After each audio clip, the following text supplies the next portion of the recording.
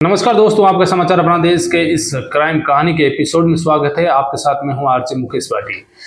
दोस्तों, ये बात है दिल्ली की। यहाँ पर एक शख्स जिसको पहले पार्टी के लिए बुलाया जाता है, जब वो पार्टी के लिए वहाँ पर पहुँचता है तो पहले से ही एक लड़की, उसका बॉयफ्रेंड और कुछ लोग होते हैं।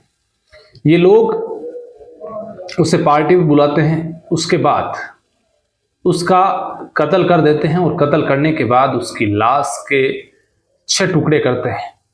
6 टुकड़े करने के बाद उसकी लाश को जो है 3 पॉलीथीन में भरते हैं। इसके बाद कार से उस लाश के टुकड़ों को लेकर वो सीधे ही उत्तर प्रदेश के मथुरा के जमुनानगर थाना के यमुना नहर में जाकर, उस नदी में जाकर फेंक देते हैं।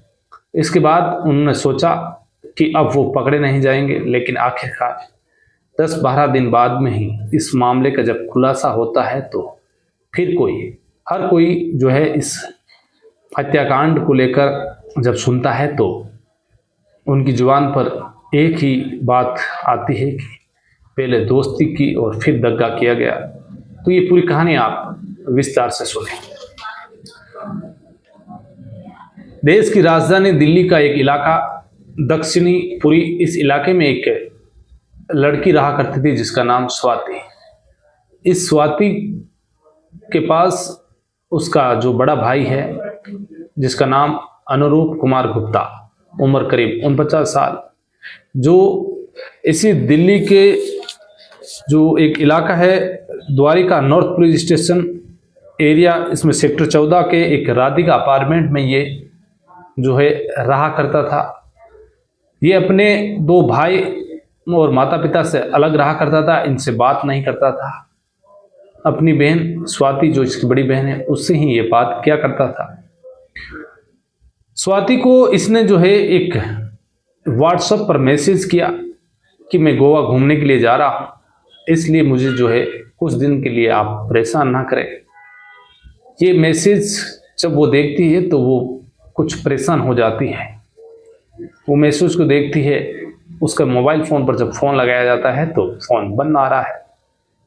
जब वो स्टेटस देखती है तो स्टेटस पर उसकी फ़ोटो लगी हुई पुरानी गोवा की, जिसमें उसे लगा कि आखिरकार माजरा क्या है। स्वाति अपने भाइयों के पास जाती है, एक बड़ा भाई जिसका नाम राहुल, एक का नाम पवन, अपने माता पिता के पास जाती है और कहती है कि देखो भैया के साथ कुछ अनहोनी हुई है, उसका फ़ोन बंद आ रहा है और जो उसने व्हाट्सएप पर मैसेज किया है वो कभी मुझे ऐसे मैसेज नहीं भेजता है हिंदी में लिखकर, वो हमेशा मुझे इंग्लिश में मैसेज लिखता है। दूसरी बात यह है कि उसका जो व्हाट्सएप पे स्टेटस लगा हुआ है ये पुराना है। उसके गाल पर जो तिल है, उस तिल का तो उसने कब का ही ऑपरेशन करा लिया, और ये पुरानी फ़ोटो, यदि वो गोवा घूमने के लिए जा रहा है तो पुरानी फ़ोटो अपने स्टेटस पर क्यों लगाएगा, उसे नई फ़ोटो लगानी चाहिए। और फ़ोन भी बंद आ रहा है। इसके बाद जब ये बात उसने अपने दोनों भाइयों से कही, भाइयों से, माता पिता से, कि ये काम करते हैं, कुछ अनहोनी की मुझे आशंका है और हम चलते हैं पुलिस स्टेशन, जाकर एक FIR गुमशुदगी की दर्ज कराते हैं, भैया का पता करते हैं। जब बहन कुछ ज़्यादा ही करती है तो फिर दोनों भाई उसके साथ जाते हैं और पुलिस स्टेशन जाकर, जो पुलिस स्टेशन था द्वारिका नॉर्थ पुलिस स्टेशन, वहाँ पर जाकर अनुप कुमार गुप्ता की जो है एक गुमशुदगी की रिपोर्ट दर्ज कराते हैं कि अब वो 2-3 दिन से उनका मोबाइल फ़ोन बना रहा है, घर वालों से संपर्क नहीं हो पा रहा है, अब पता कीजिए। तो इस पुलिस स्टेशन के जो DSP थे अंकित सिंह, उन्होंने सीधे ही पुलिस को जो है अपने अधीन काम करने वाले कर्मचारियों की, पुलिसकर्मियों की एक टीम बनाई और उन्होंने कहा कि इस मामले को जो है जल्दी से जल्दी डिस्पोज कीजिए, इस गुमशुदगी की जो रिपोर्ट है इसको लेकर आप पता कीजिए। जब जैसे अंकित सिंह DSP ने इस पुलिस टीम बनाई, अब पुलिस टीम ने अपना काम शुरू किया। सबसे पहले उन्होंने जो है पूछा कि क्या बात है, क्या हुआ, आपसे कोई बातचीत वगैरह हुई? तो बहन बताती है, जो स्वाति है, वो कहती है कि भैया का ये मेरे पास मैसेज आया, वो अमूमन मुझे हिंदी में कभी नहीं भेजते मैसेज, इंग्लिश में भेजते, और उनके स्टेटस पर जो है पुरानी फ़ोटो लगी हुई है। वो यदि घूमने गए हैं तो पुरानी फ़ोटो क्यों लगाते? तो ये भी पता चला कि उनके पास एक सेट्रो कार है और इसी कार जो है उनकी नज़र भी नहीं आ रही है। तो इसके बाद पुलिस ने उस सेट्रो कार का पता करने के लिए उसके गाड़ी के नंबर लिए और सीधे ही उन्होंने कहा कि यदि वो गोवा घूमने गए हैं तो जरूर उस गाड़ी से गए होंगे। तो NHI को एक मैसेज किया जाता है कि इस नंबर की एक सेट्रो कार है, वो पता कीजिएगा। उसका किसी भी टोल पर यदि उसका टोल कटा है तो वो आप हमें बताइएगा। जैसे दिल्ली पुलिस का ये मैसेज जाता है NHI को, NHI का वापस रिप्लाई आता है कि हाँ इस गाड़ी का एक जगह टोल कटा है और वो है उत्तर प्रदेश का मथुरा इलाका। यहाँ पर 1920 तारीख की रात को इसका टोल कटा है। अब पुलिस वाले कहते हैं कि क्या ये कार जो है इस जो एक्सप्रेस वे है यमुनानगर एक्सप्रेस वे, इसी एक्सप्रेस वे पर गई। तो पुलिस ने सोचा कि यदि मथुरा गए हैं तो वृंदावन का दर्शन करने गए। तो पुलिस ने पूछा कि कार का जो जाने का आने का समय क्या रहा है। तो वो बताते हैं कि कार गई और 1 घंटे में ही वापस आ गई। हमारे कैमरों में ये तस्वीर है। और पुलिस ने कहा कि यदि गोवा घूमने निकला है, यदि मथुरा गया तो वृंदावन का यदि दर्शन करते तो इतना जल्दी ये शख्स वापस आ नहीं सकता है। अब इसके बाद उसकी जो है मोबाइल नंबर की पुलिस ने CDR निकालने का फैसला किया।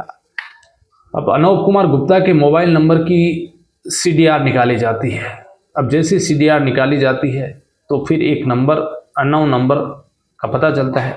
अब पुलिस उस नंबर का पता करती है और उस शख्स से बात करती है। तो वो शख्स कहता है कि मैं रैपिडो राइडर हूँ और मैंने जो है ये 18 तारीख को एक बुकिंग ली थी और इसीलिए मैंने बात की है।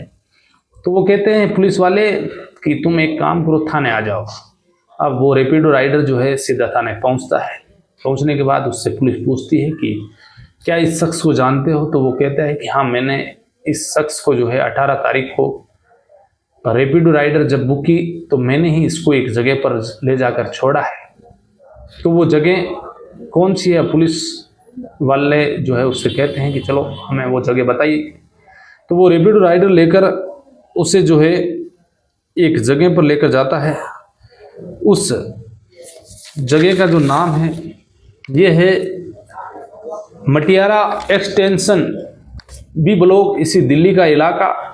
इस मटियारा एक्सटेंशन B ब्लॉक की वो जगह जहाँ पर उस शख्स को अनूप कुमार गुप्ता को रैपिडो राइडर के द्वारा उतारा गया था, वहाँ पर ले जाकर उसे जो है पुलिस ने सारी बात बताई। अब पुलिस वालों ने कहा चलो एक काम करते हैं, इसके जो मटियारा एक्सटेंशन B स्कीम जो इलाका है इसके CCTV जो है कैमरे खगालते हैं।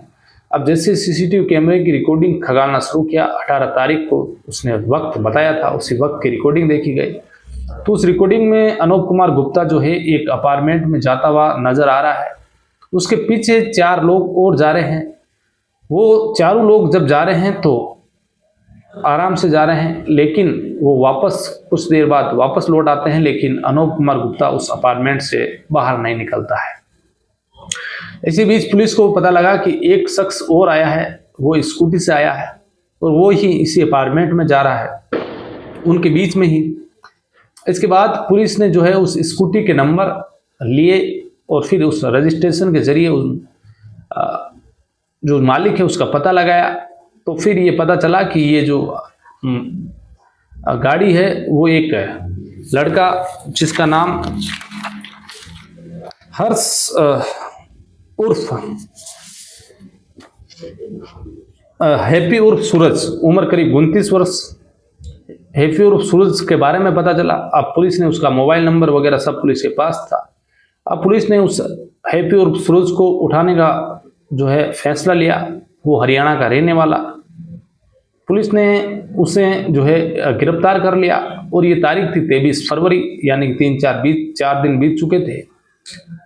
अब जैसे 23 तारीख को उसे गिरफ्तार किया, इसके बाद पुलिस ने उससे पूछताछ शुरू की। सबसे पहले तो उसने जो है इधर उधर पुलिस को घुमाने का प्रयास किया, लेकिन जब पुलिस यदि सच्चे ईमानदारी से कोई काम करती है तो कहते हैं कि गड़े जो मुर्दे हैं वो भी बोलने लग जाते हैं, ये तो जिंदा इंसान है। तो हैप्पी उर्फ सूरज जो है पुलिस को सारी घटना जो है बताना शुरू की। उसने जो है अब पुलिस के सामने सारे नाम बताने शुरू किए। सबसे पहले उसने बताया कि उसकी एक लिव इन पार्टनर है जिसका नाम राखी, उम्र करीब 21 साल। ये उत्तर प्रदेश के देवरिया जिले की रहने वाली है। एक शख्स का नाम बलराम बताया, ये हरियाणा का ही रहने वाला, एक भूपेंद्र सिंह जो सोनीपत का रहने वाला, एक नीरज, ये 5 लोग थे इस हत्याकांड में। अब पुलिस ने इन सब लोगों को हिरासत में लेने का फैसला किया।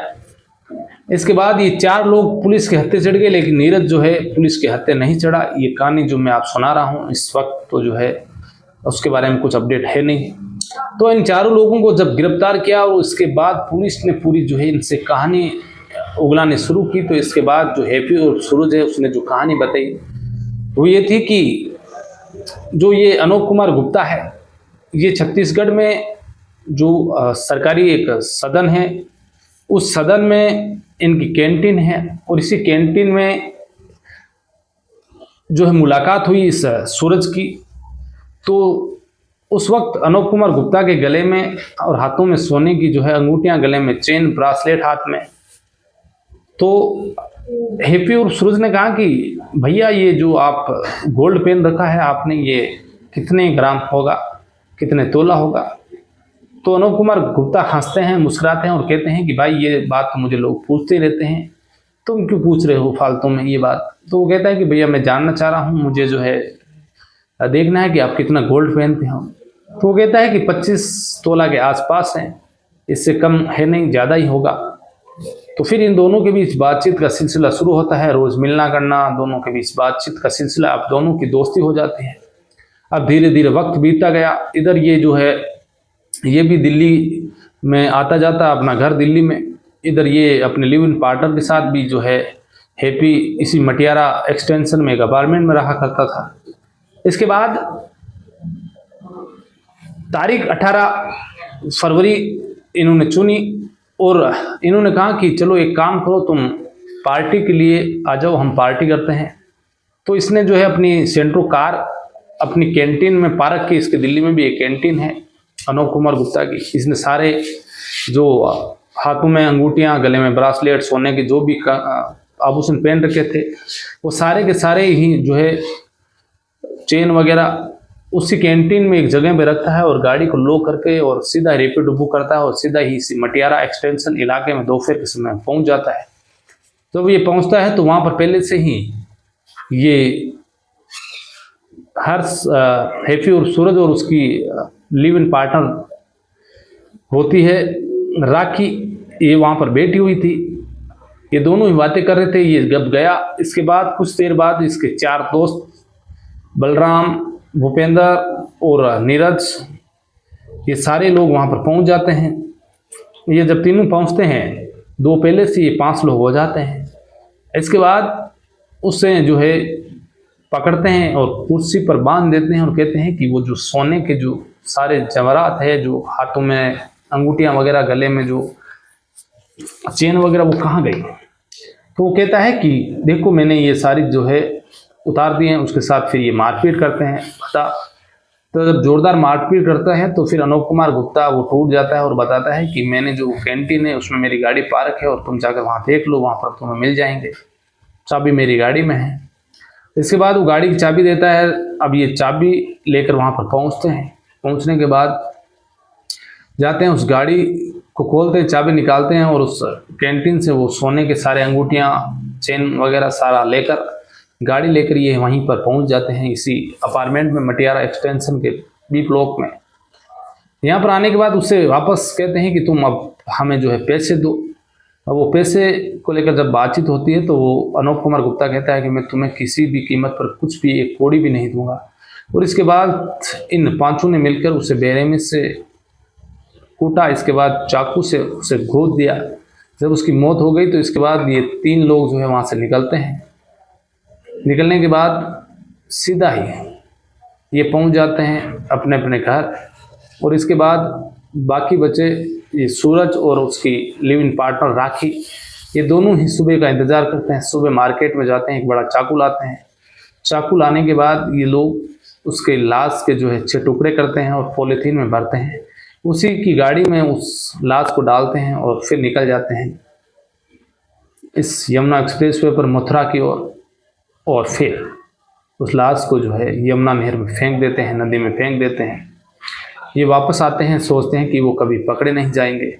लेकिन बहन को जो है इन्होंने हिंदी में मैसेज किया व्हाट्सएप पर, और इसी वजह से बहन ने जो है तत्परता दिखाई और अपने भाइयों से बात की और आखिरकार ये लोग पकड़े गए। और जब इस कत्ल का खुलासा हुआ तो हर कोई हैरान था कि सूरज ने पहले जो है अनूप कुमार गुप्ता से दोस्ती की, तो उन्होंने साथ रहे, साथ पार्टी करते, और फिर इसके बाद गद्दारी की और माता सोना और पैसों के चक्कर में। तो ये थी आज की कहानी। फिर किसी कहानी में आपसे मुलाकात होगी, तब तक के लिए आप सावधान रहिए, अलर्ट रहिए, अपना ख्याल रखिएगा। जय हिंद, जय भारत।